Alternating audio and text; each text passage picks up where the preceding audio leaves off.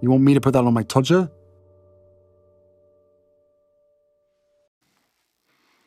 Harry's wife, a gilded cage of expectation. Hello, I'm H.G. Tudor. And yet more opportunity to understand the world of Harry's wife and her narcissism. Marie Claire reports through somebody called Iris Goldstein, Prince Harry and Harry's wife have built a gilded cage around themselves by focusing on personal revelations first. A large proportion of Prince Harry and Harry's wife's professional ventures since they moved to California has centered around projects that revealed quite a lot about their personal and royal lives. Their Oprah interview, the Archetypes podcast, their Netflix docuseries, Prince Harry's memoir, Spare.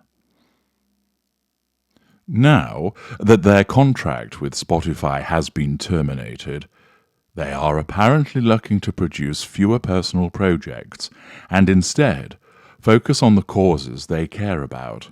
For example, through Harry's Netflix documentary, Heart of Invictus, which follows competitors from his dear project, the Invictus Games. But for one royal commentator, this unfortunately may not be the best professional strategy for the Duke and Duchess of Sussex moving forward. They are having a run of bad luck in their working life. Pausing there. No, they're not. They're not having a run of bad luck, but of course Harry's wife will see it that way. Being talent-free is not bad luck, it's a fact. Being a twat to people is not bad luck, it's a fact. Being devoid of any ideas isn't bad luck, it's a fact. Trashing your family repeatedly so people turn their noses up at you isn't bad luck, it's a fact.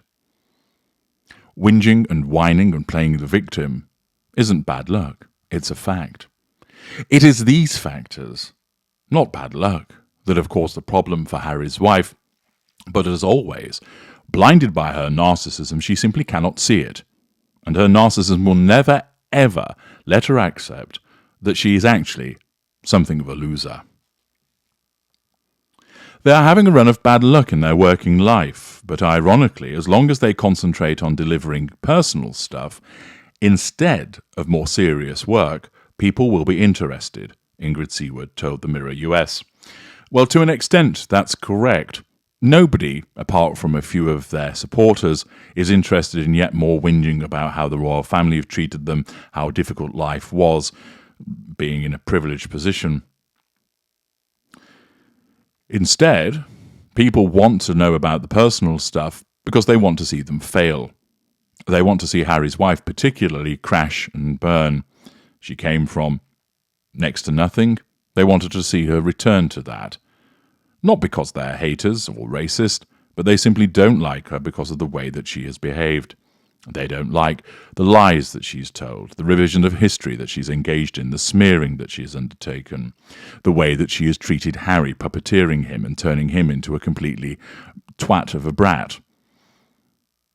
People just simply do not like her.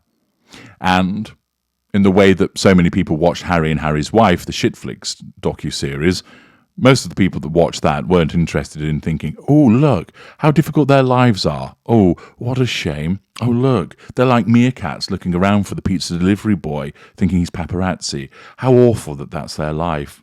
Instead, people wanting to watch and go, oh, look, another lie. Ha, look at that. That's not even taken from their situation. That's from a premiere of Harry Potter. Oh, my God, listen to her whinging on. Oh, for fuck's sake, look at that curtsy. What an absolute see you next Tuesday. Seward continues by stating, they have built a gilded cage of expectation around themselves, from which it will be hard to escape. Seward's comments come soon after the Emmy nominations were revealed, and we found out Harry's wife's series, Harry's Wife and Harry, had been snubbed. However, On the bright side, it did receive a nomination for Best Streaming Non-Fiction Series in the Hollywood Critics Awards. Harry's wife and Harry will concentrate on this and make it a positive, however irritated they might be not to be in the Emmy nominations, Seward said. And as I've explained in parts passing, that failure to receive a nomination will have wounded Harry's wife. While I'm sure the Sussexes will be devising a brilliant plan for their next chapter, experts have expressed concern over their professional future, with one recently saying that their empire was beginning to crumble. It certainly is. There's only so long that you can dine out on the victim mentality before people become bored, and it's shit or get off the pot. You're either going to make a success of it, and that caused most people to think, actually, you were really hard done to. You were treated badly. They were racist towards you. But the problem is, again, because of this in-the-moment approach of Harry's wife and the collateral consequences, she was found out to be a liar way before the docuseries. And the problem that she got, as I've explained to you before, is that no matter what she now does, it's always going to be seen through the lens of, oh, it's Harry's wife. She's a liar and a grifter. And therefore, no matter what she does, people are just not going to accept it, apart from the rump of deluded supporters. The majority are either not going to be interested or will always regard her with cynicism. Even where she might do something that's genuinely decent, people will interpret it against her because they don't like her. In the way that some individuals are often given a pass or approved of because they're generally well liked, so when they fuck up, people go easy on them.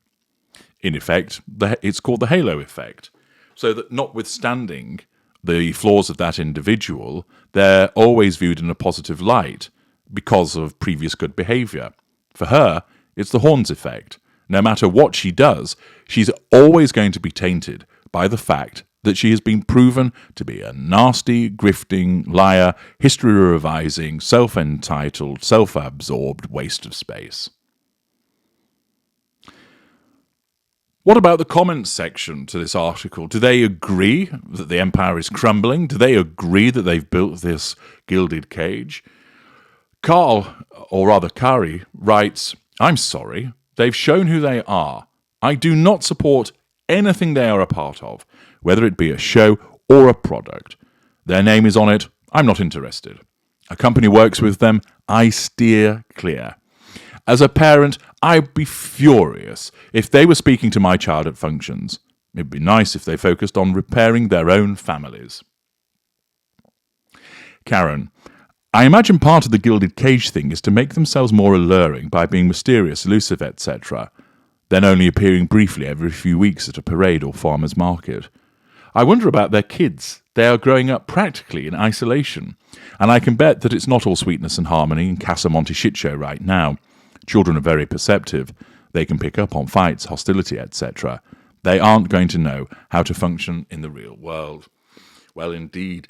The impact of Harry's wife on her children is something that I will be commenting on in a future video to help you understand the way that a narcissist shapes their children. Danny, sounds like they'd have to put in more than 1 hour a week, and I don't see either of them willing to do that. Kerry B responds, I'm really curious how many hours a week they actually work. It doesn't seem like it's much. 12 episodes of a podcast in a year is not much work. It appears the staff did all of the research, including interviewing some of the guests. Tanya, can't imagine any talent agency, or anyone for that matter, working for them, let alone trusting them. How can they believe in them if they are not people of their word? Who can trust them? Zeta, when will the Markles finally run out of money so they can no longer fund these multiple daily press releases? The Markles of their own free will have destroyed their brand. It's over. This cannot be fixed. Comments in a similar vein. Lynn stating, I'd term it bad decisions rather than a run of bad luck. Nicole agrees, saying bad luck is it's raining during a picnic. They brought all of this on themselves.